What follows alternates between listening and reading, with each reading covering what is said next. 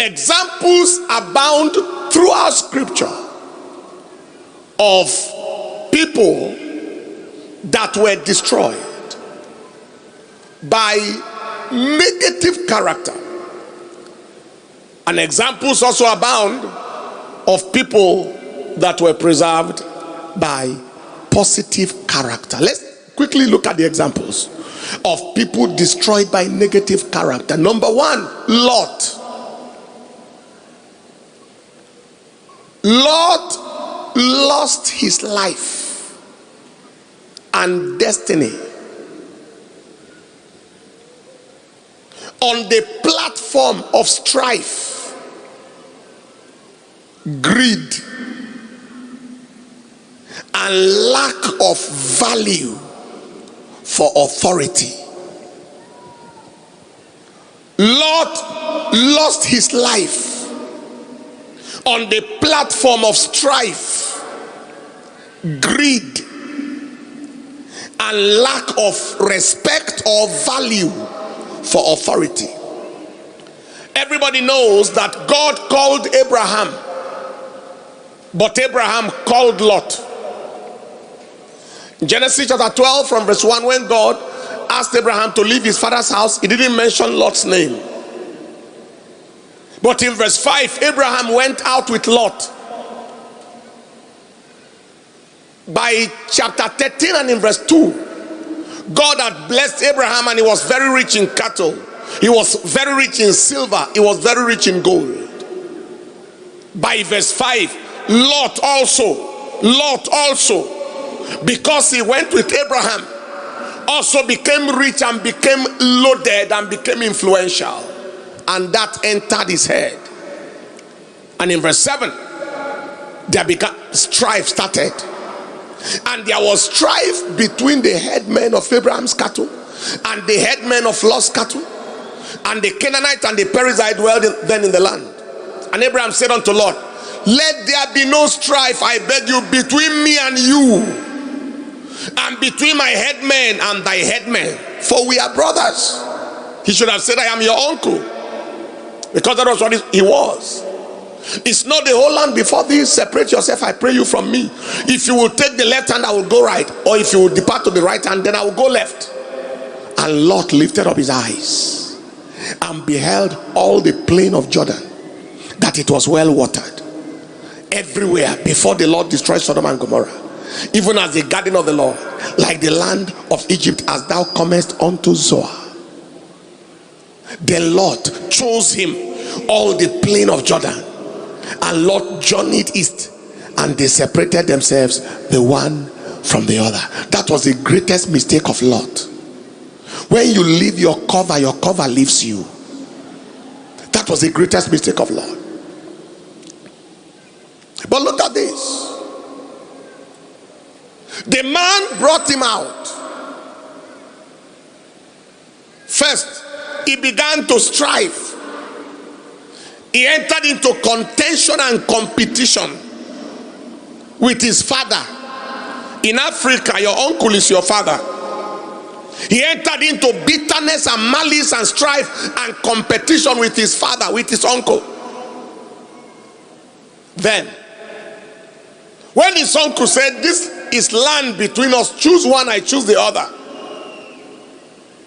instead of the boy saying, or the man Lord saying, excuse me, sir, it was you God called, not me. You are the one who brought me out. Tell me where to go. That is, if he was to leave him at all. I can't choose before you. All right, you make the choice, and I will choose another. Not Lot. He lifted up his eyes, saw the area that was well watered. In other words, I choose the wet ground. Uncle, die in the dry land. Not knowing that where he chose was already marked for demolition. Sodom and Gomorrah was already marked for destruction. He couldn't perceive. He was not sensitive. That was how Lot ended his life, ended his destiny, ended his future. In Genesis chapter 19 verse 15 to 17, you see the end of Lot. And when the morning arose, then the angels hastened Lot and saying, arise, take your wife and your 2 daughters which are here, lest you be consumed in the iniquity of the city.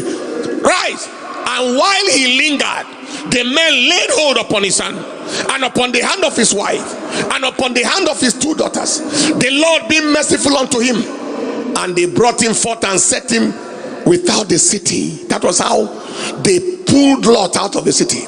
All his investments were left behind. And it came to pass, when they had brought them forth abroad, that he said, escape for your life, look not behind thee, neither stay thou in all the plain, escape to the mountain, lest he be consumed. And in one day, everything Lot labored, everything greed gave him, everything he competed with his uncle to gather, all was consumed overnight. He only left Sodom with his life. And of course, at the end he died, he was destroyed. Slept with his 2 daughters, gave birth to the bastard tribes of Moab and Ammon, Ammonites and Moabites. There is any man, any youth in the house, if you want to have a future, avoid strife, avoid contention, avoid unhealthy competition, avoid greed, and avoid disrespect for the authority that makes you. Don't bite the fingers that feed you.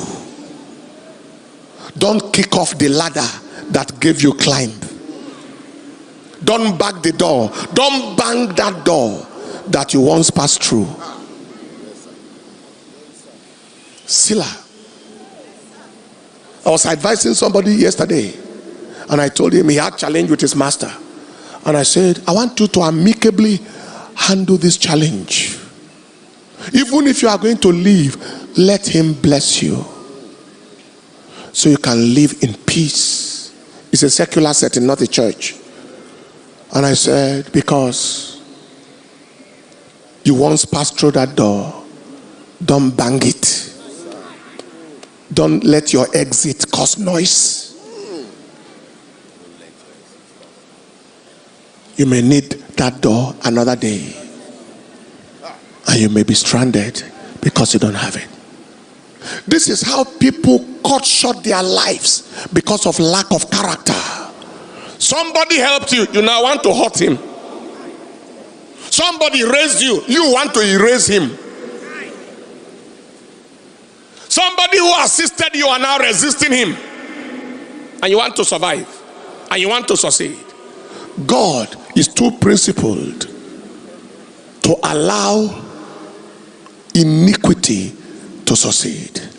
If you want to have a future, beware of strife, bitterness, unhealthy competition, contention. You achieve this, I achieve that. Beware of greed. Beware of disrespect for the authority that made you.